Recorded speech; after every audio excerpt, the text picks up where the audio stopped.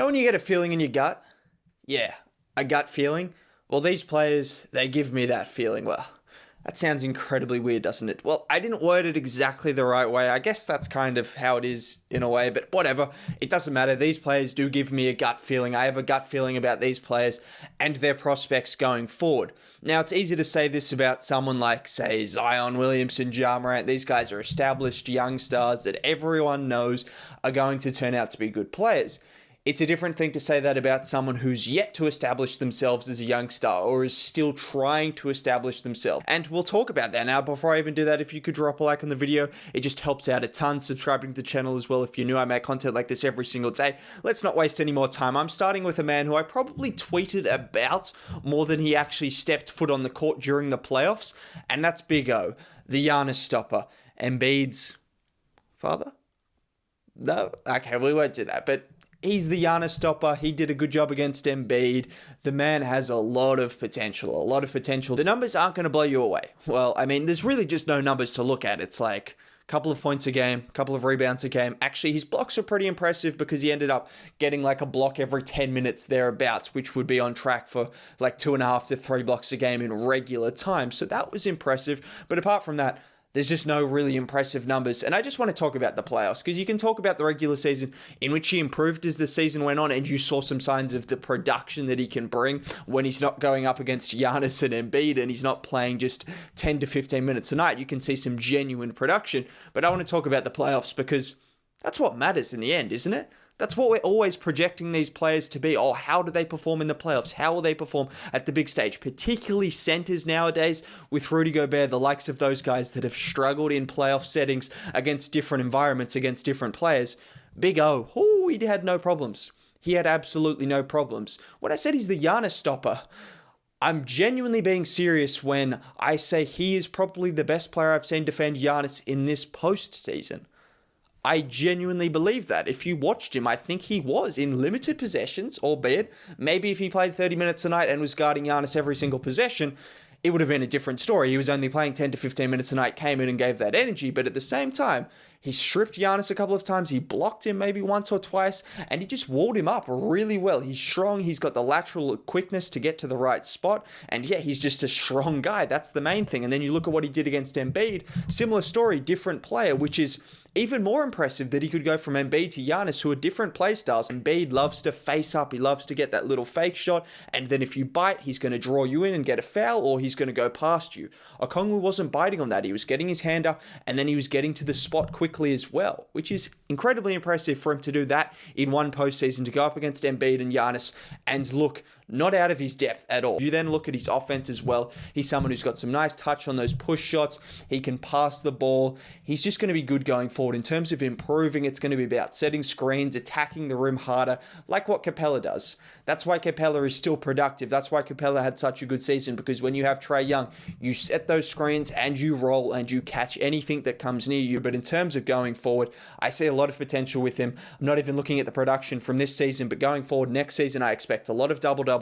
I expect a lot of big defensive performances, and I just expect Onyeka Okongwu to be a young star going forward. And then let's move from big to small and talk about the Splash son, or Splash nephew. He's not really a bro because there's a big age gap, and like Steph and Clay, I think they're just their own brothers. And then you add someone else into the mix. Jordan Poole is like a Splash nephew or a Splash cousin or a Splash son. It doesn't really matter about the terminology. Let's just talk about Jordan Poole because he deserves some credit.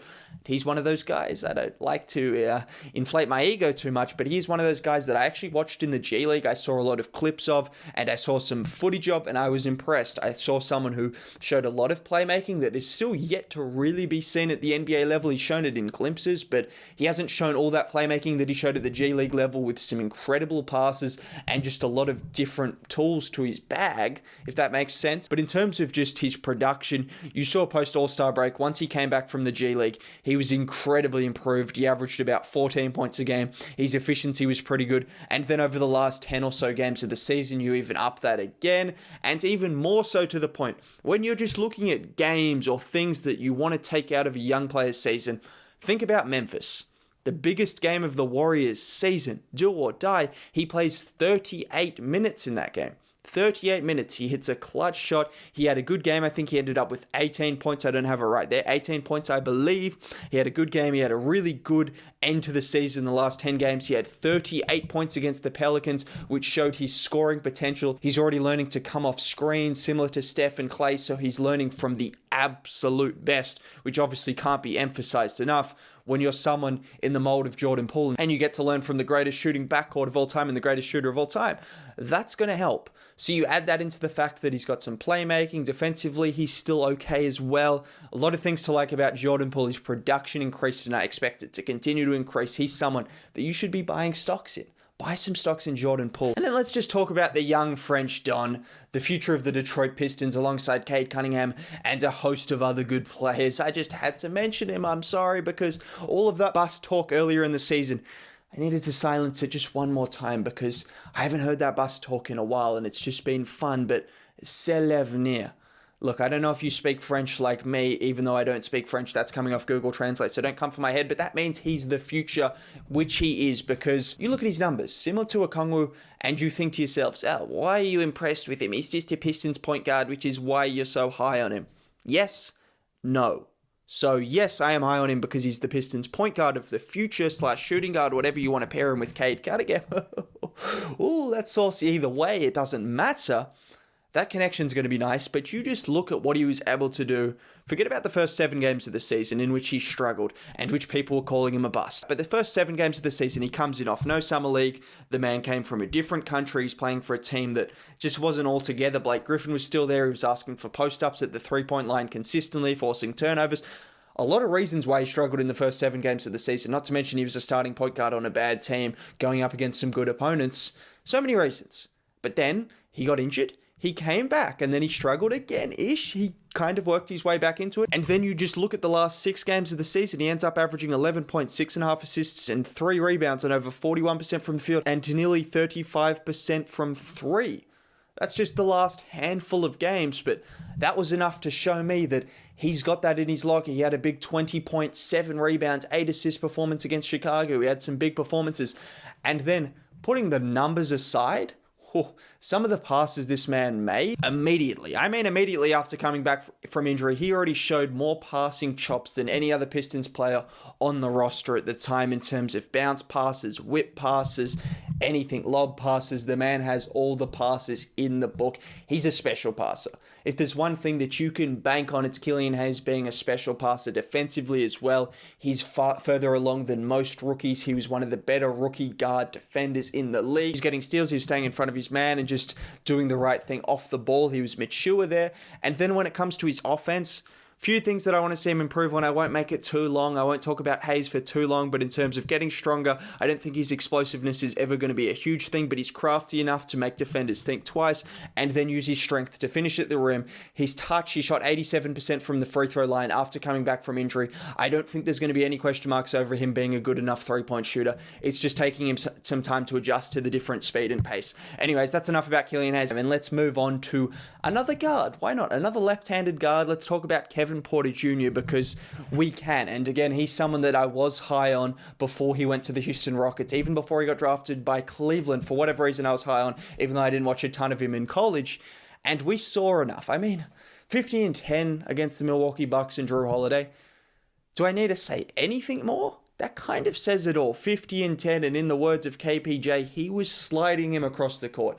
And he's not lying because he slid him across the court. I really don't need to demonstrate that for you, but he did. And he has all the tools. He can shoot the 3-ball. He can get to the rim. He can attack downhill. He can pass. Similar to Jordan Poole in the G League. They actually put up very similar numbers, funny enough. And he came to Houston and he had that big 50 and 10 performance, but he also had some other performances. He's still not the most consistent player like all of these players. That's why they're still not stars yet, because they're not consistent. But in terms of showing that potential in one game or in a couple of games, in terms of his passing, his playmaking, his scoring, it's all there. He's shown defensive chops in Cleveland as well when he was forced to be more of a defensive guy. I think he's got two-way ability.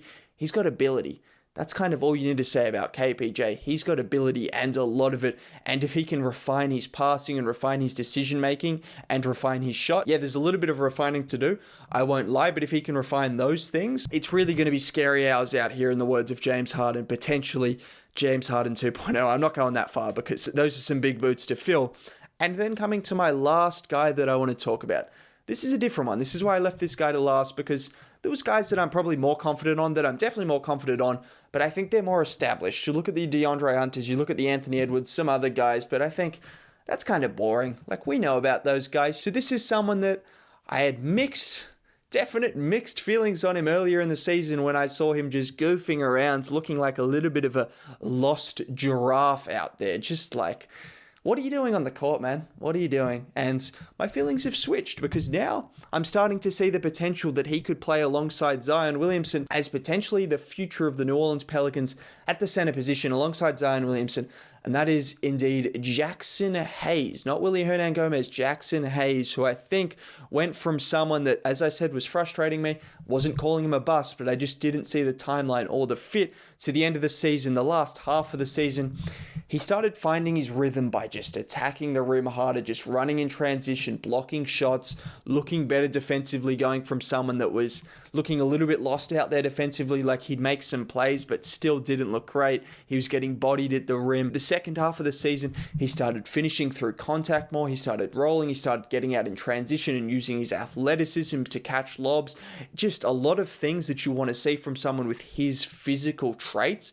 Plus, the skill set was impressive. As I said, he can finish through contact. He's actually really good at adjusting his finishing, which is a huge thing for a center, because how many times do you see these centers, particularly young centers, they just try to run through people? It's like, it just doesn't always work, man. Like, you just can't always do that. Jackson Hayes learnt that he can use his finger rolls or use his touch to get around centers, and that was really impressive. In terms of also showing some shooting, hit a couple of threes, and I was intrigued by his three-point shooting because his free throw shooting has been good the entire season. It was good the entire season. He's got touched. He even showed a couple of mid-range jumpers that I saw. So he does have the touch. I don't know how consistent or reliable that three-point shot is going to be next year, but there is something to work with there. He's not uncoordinated. He's got the athleticism. He can run in transition. He got a lot better defensively. He went from someone that, again, looked kind of lost on the court to not looking lost on the court, and even having some big games like 6 blocks against the Charlotte Hornets or a couple of blocks against a different team